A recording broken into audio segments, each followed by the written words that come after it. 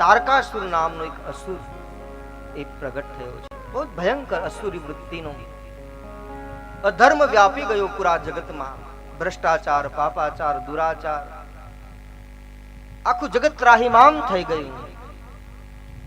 ક્યાંય ધર્મ નું નામ સાંભળવા મળતું નથી. ધર્મને ગ્લાનિ થવા લાગી, પીડા થવા લાગી. દેવી સંપદા દુઃખી થઈ, દેવતાઓ ભયભીત થયા. કોઈનો માયરો મરતો નથી એવો શક્તિશાળી તારકાસુર સ્વચ્છંદી બની અને જગતમાં વિહાર કરવા લાગ્યો. જ્યારે દેવતાઓ એકદમ ચિંતિત થયા, બધા દેવતાઓ મળી અને બ્રહ્માજી પાસે ગયા. બ્રહ્માજીને કહે છે કે આ અસુરનું નાશ કેવી રીતે થાય? અમે બહુ જ ભયભીત છીએ. સ્વર્ગનું શાસન પડાવી લીધું છે. દેવો સુમેરુની ગુફામાં સંતાઈને રહે છે. આવી હાલત છે. બ્રહ્માજી કહે, દેવો, આ તારકાસુર એવો પરાક્રમી અને વરદાન પ્રાપ્ત કરેલ અસુર છે કે જે કોઈનાથી મરશે નહીં. તારકાસુરનો વધ ભગવાન શંકરના પુત્રના હાથે લખ્યો છે. જો શિવને પુત્ર થાય તેના દ્વારા જ, કાર્તિકેય દ્વારા તારકાસુરનો વધ થશે. જો આનો વધ થાય તો જ આ સંસારમાં સુખ અને શાંતિ સ્થપાશે. તમારું સામ્રાજ્ય તમને સુપ્રત થશે. પણ ભગવાન શિવ એ તો સમાધિમાં બેઠા છે. એ સમાધિ કોણ તોડાવે? પ્રશ્ન એ છે. ભગવાન શિવને સમાધિમાંથી બહાર કોણ લાવે? બ્રહ્માજી કહે દેવતાઓને કે તમે મહાદેવની સમાધિ તોડાવો, સમાધિમાંથી બહાર લાવો, પછી ભગવાન શિવને લગ્ન માટે મનાવવા એ મારી જવાબદારી. શિવ જો વિવાહ કરે, તેમને ત્યાં દાંપત્ય જીવનથી જો પુત્ર થાય, તેના દ્વારા જ આ તારકાસુરનો વધ થાય. ભગવાન શિવની સમાધિ તોડાવવા માટે શું કરવું? દેવતાઓ વિચાર કરે છે. દેવતાઓનું જે મુખ્ય શસ્ત્ર છે એ છે કામદેવ. અને કામદેવને બોલાયો છે. કામદેવને કહ્યું કે તારે પરમાર્થનું કાર્ય કરવાનું છે. શિવની સમાધિ તોડાવ. શિવ જો સમાધિમાંથી બહાર આવે તો શિવના વિવાહ થાય. અને શિવના વિવાહ થાય તેમને ત્યાં પુત્ર થાય. પુત્ર દ્વારા અસુરી વૃત્તિનો નાશ થાય તો આપણા સુખ કાયમ નિત્ય બને, આપણે સુખી થઈએ, શાંતિ સ્થપાય. કામદેવ પહેલી વાર તો એકદમ ભયભીત થયો, પણ દેવતાઓ એને ચડાયો છે. દેવતાઓ છે સ્વાર્થી છે. રામચરિતમાનસમાં લખ્યું છે, દેવતાઓ રહે છે ઘણા ઊંચાઈ ઉપર.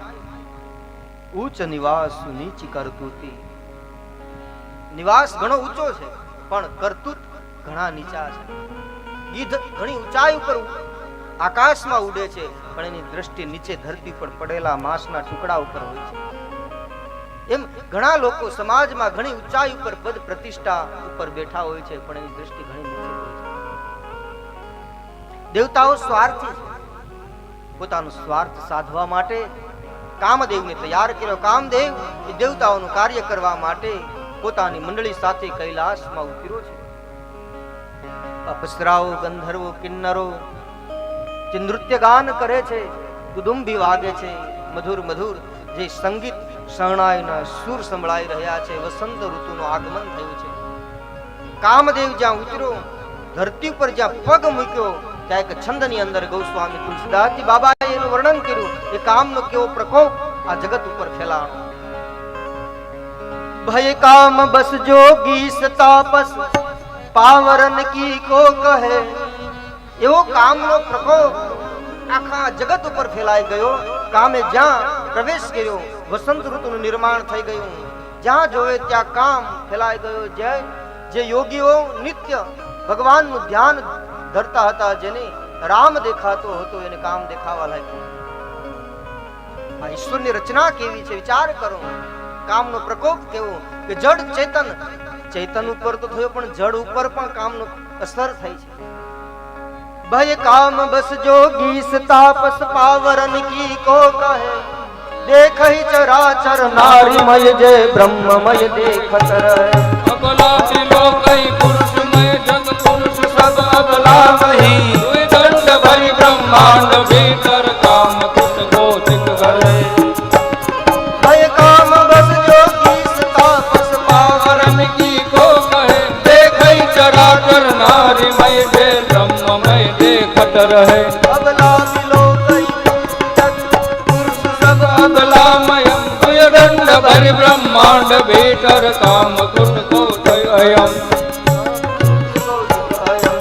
દંડ ભરી બ્રહ્માંડ ભીતર કૃત કો